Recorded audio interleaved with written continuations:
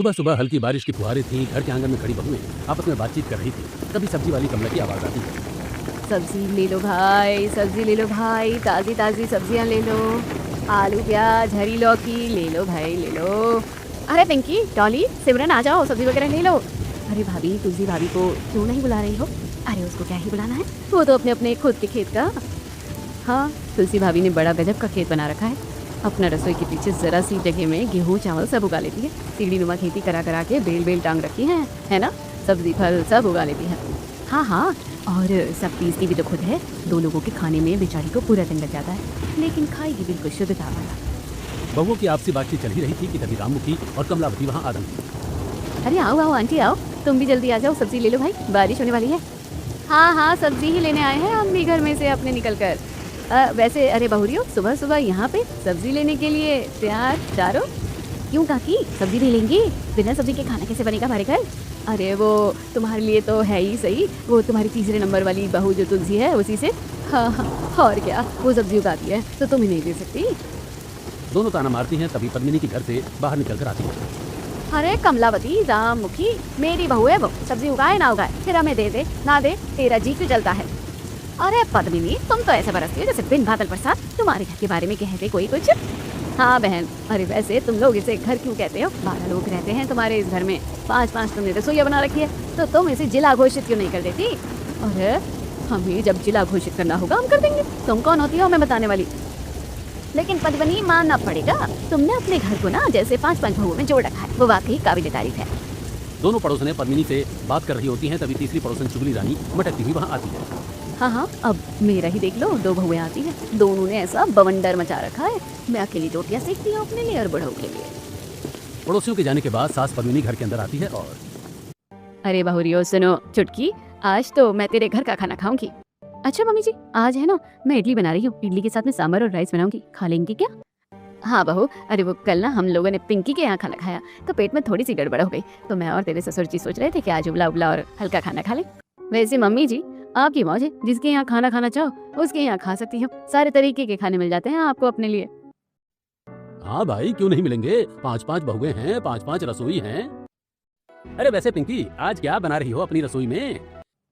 आज तो मैं पालक पत्ता चाट बनाऊंगी और थोड़ी सी भजिया भी तलूंगी, और सोच रही हूँ बढ़िया बढ़िया मटर की कचौड़ियाँ बना लूं। बारिश का मौसम हो रहा है, मजा आ जाएगा चटनी के साथ खाकर। मेरे तो मुंह में पानी आ गया। चलो तुम बना के रखो, सब साथ में खाना खाएंगे दोपहर में। घर के सभी मर्द काम पर निकल चुके थे। एक ही छत के नीचे 5 बहुएं अपनी अपनी रसोई में थीं और सास पद्मिनी। अरे सावित्री, जरा देखो तो तेरी रसोई की क्या हाल है, सुबह से चूल्हे चौके में लगी है।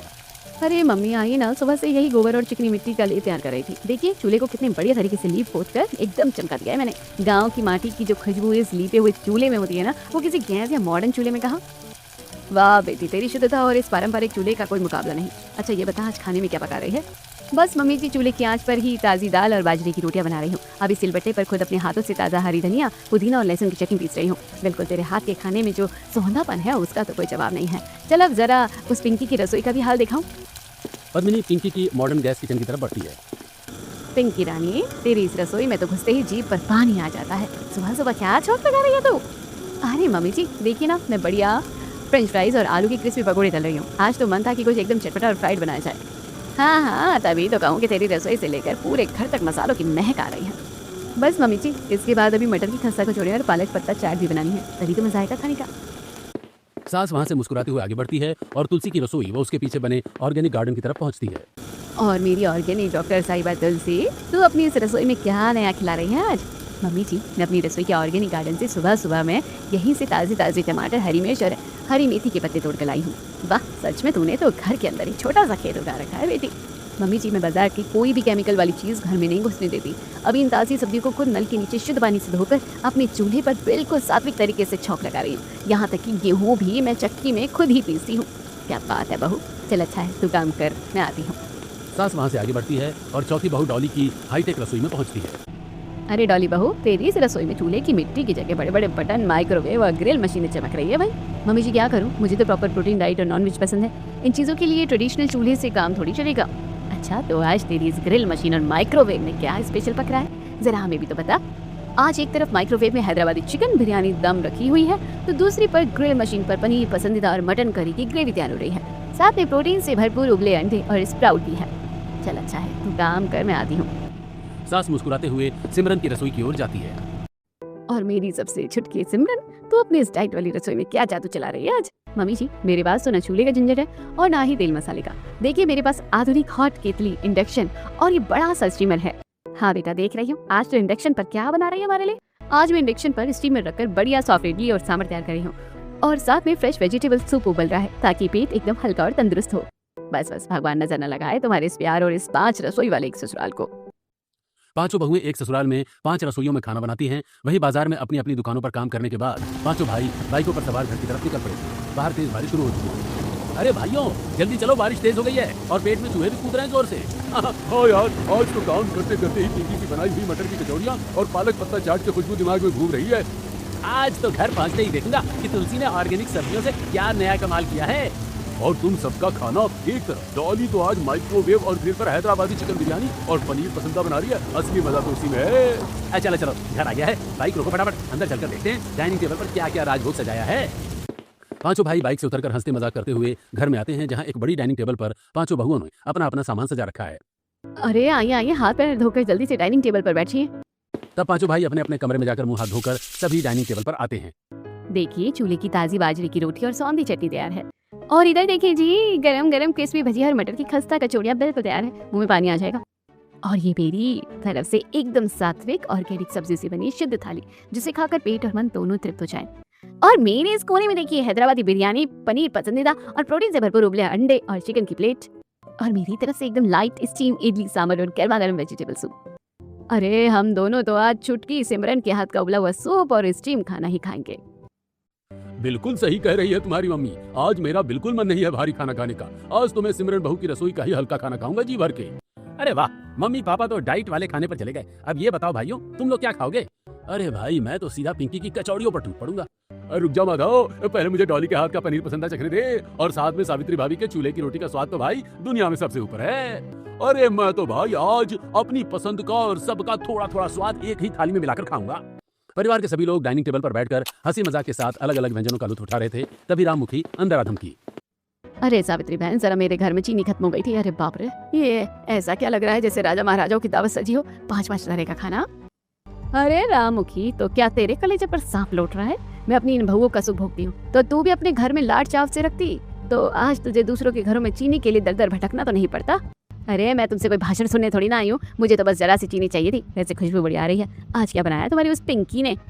अरे चाची जी लीजिए, मैंने गर्मा गर्म क्रिस्पी भजिया बनाई है, आप भी ले लीजिए। और चाची लीजिए, मेरी तरफ से ये 2-4 इडली और सांभर भी रख लीजिए। अरे वाह, हाँ ला दो, लाओ बेटा, लाओ लाओ, दे दो बेटा। राममुखी भजिया और इडली का दोना लेकर मटकती हुई घर के बाहर निकलती है, जहाँ गली में। अरे राममुखी, आज इतनी देर क्यों लग गई अंदर? क्या बटोर रही थी अंदर बैठकर? अरे बहन, मैं तो जानबूझकर उसी वक्त जाती हूँ। मुझे अच्छे से पता है कि इस घर में सब मिलकर 10 तरह का खाना खाते हैं। रोज रोज अपने घर में बूढ़े के लिए कौन खाना बनाए। देख, मुफ्त में गर्मा गर्म भजिया और इडली भी मिल गई। वाह भाई वाह, पड़ोस में होने का असली फायदा तो तू ही उठा रही है, रोज मुफ्त की रोटियां तोड़कर। दोपहर का खाना खत्म होने के बाद घर के मर्द वापस अपनी दुकानों पर लौट चुके थे और सास अपने कमरे में आराम कर रही थी और पांचों बहुएं। सुबह से इस मिट्टी के चूल्हे को लीपते पोतते मेरी तो कमर टूट गई है। अब जाकर चूल्हा चमका है। अरे जेठानी जी, आप भी सुबह से शाम तक गोबर, मिट्टी और सिलबट्टे में ही फंसी रहती हो। जरा इंटरनेट पर मेरी तरह मॉडर्न रेसिपीज भी देख लिया करो। अभी मैंने ब्लिंकिट से कुछ फैंसी सॉस और पनीर मंगवाया है और कल के लिए कुछ नई डिश ऑनलाइन ही सर्च कर रही हूँ। अरे पिंकी, तुम्हारी वो पैकेट वाली और ऑनलाइन मंगाई चीजें सेहत के लिए जहर है। जरा मेरी ऑर्गेनिक गार्डन को देखो। रसोई का जितना कचरा या छिलका निकलता है सबको सड़ाकर मैं खुद खाद बनाती हूँ। अभी इन पौधों से ताजी सब्जियां तोड़कर लाई हूँ। होए होए तुलसी जी, तुम्हारी ऑर्गेनिक खेती बाड़ी देखकर तो मुझे कभी कभी चक्कर से आ जाते हैं। ऐसा लगता है तुम बहू कम किसान ज्यादा हो। पूरे टाइम मिट्टी और गोबर में हाथ काले करती रहती हो। अरे डॉली, कम से कम तुम्हारी तरह फ्रिज में सड़ा हुआ नॉनवेज तो नहीं रखती। भाई मैं तो पूरी तरह प्रोटीन डाइट वाली हूँ। पंजाब से जो हूँ तो नॉनवेज और अंडे पनीर के बिना मेरा दिन नहीं कटता। अपनी ग्रिल मशीन और माइक्रोवेव में बढ़िया हाई प्रोटीन रेसिपी सेट करूंगी अब। और तुम सब लोग तो बस चटोरापन और मेहनत में ही लगे रहो। मेरा पूरा ध्यान हेल्थ और डाइट कॉन्शियस रहने पर रहता है। अभी अपने इंडक्शन पर वेजिटेबल सूप उबाल रही हूँ और स्टीम राइस की तैयारियां कर रही हूँ। हाय सिमरन मैडम, तुम्हारी ये उबली हुई चीजें और सूप देखकर तो मुझे ऐसा लगता है जैसे किसी अस्पताल के आईसीयू में आ गई हूँ।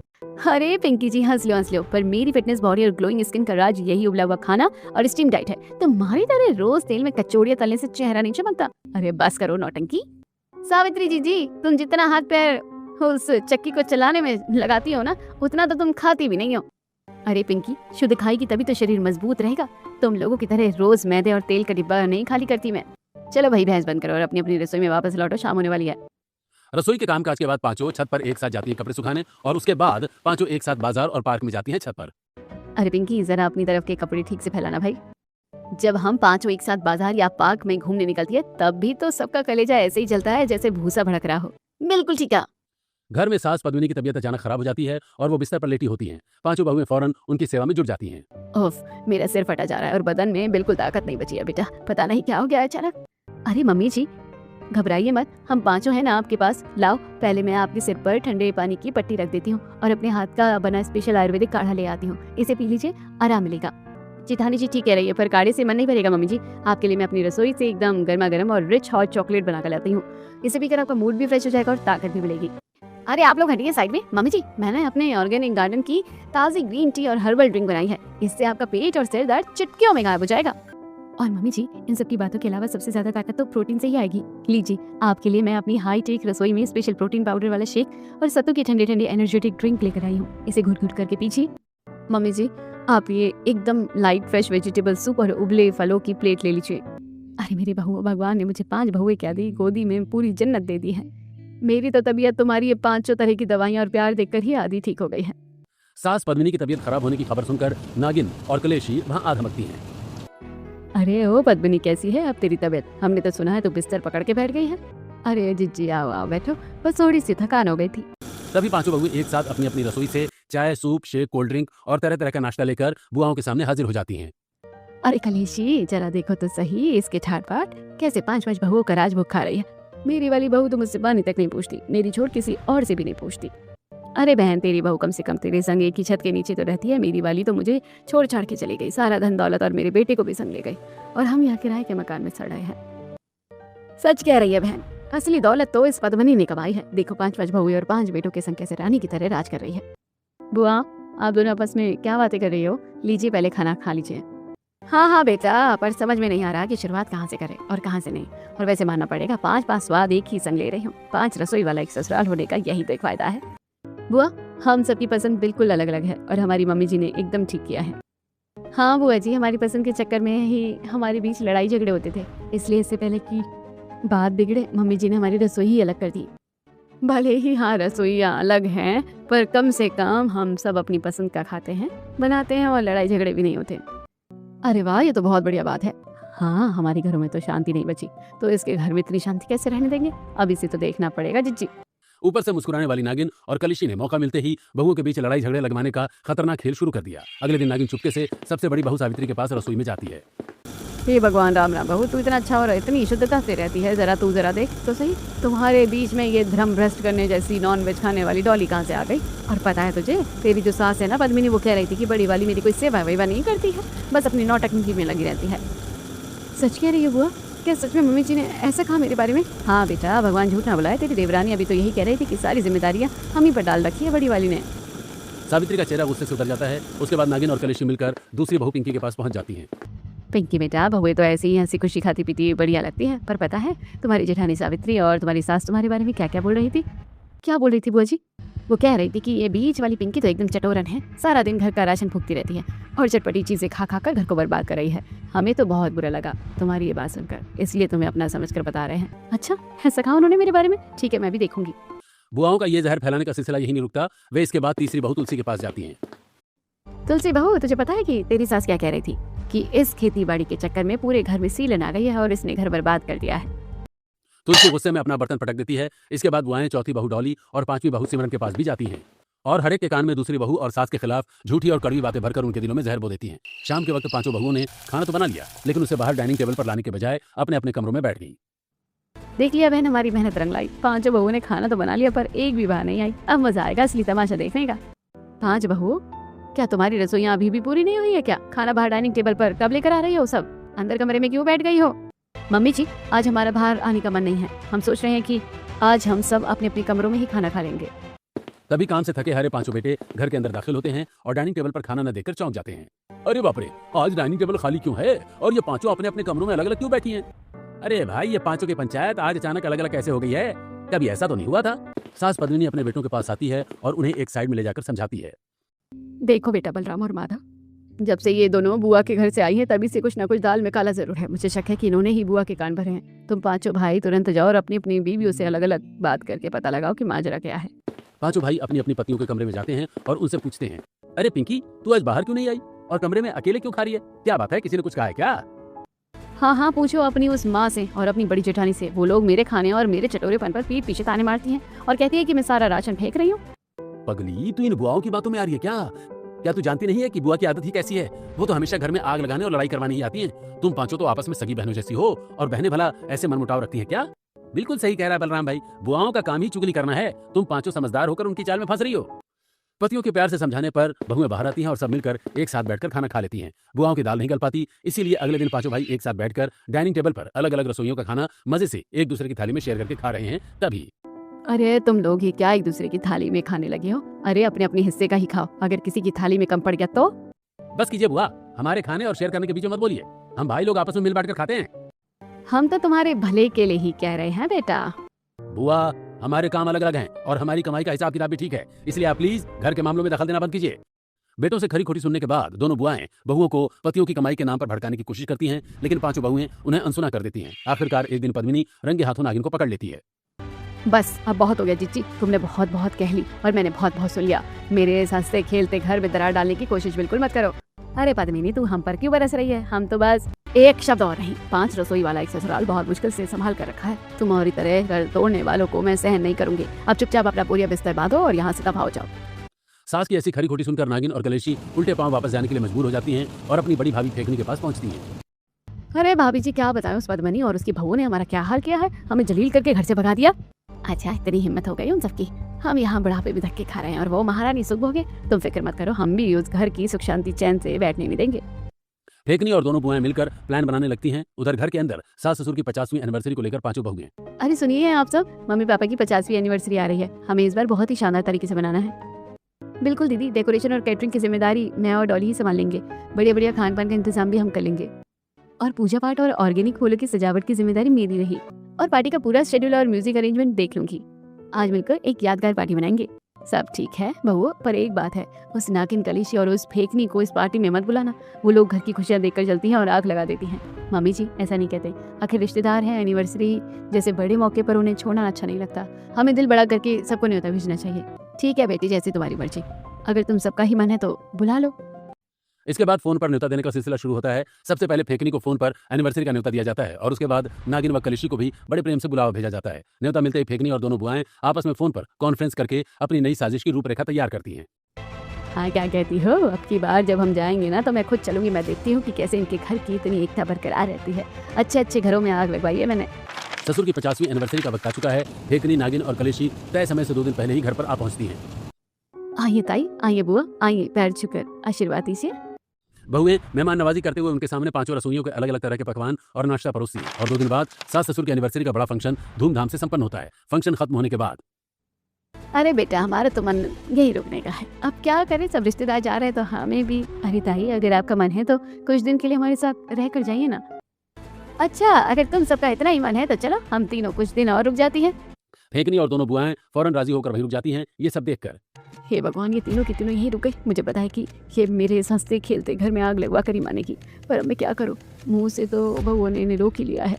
फेंकनी और दोनों बुआओं के घर में रुकते ही असली खेल शुरू हो चुका था। रात के समय फेंकनी और नागिन तुलसी के कमरे में जाती हैं।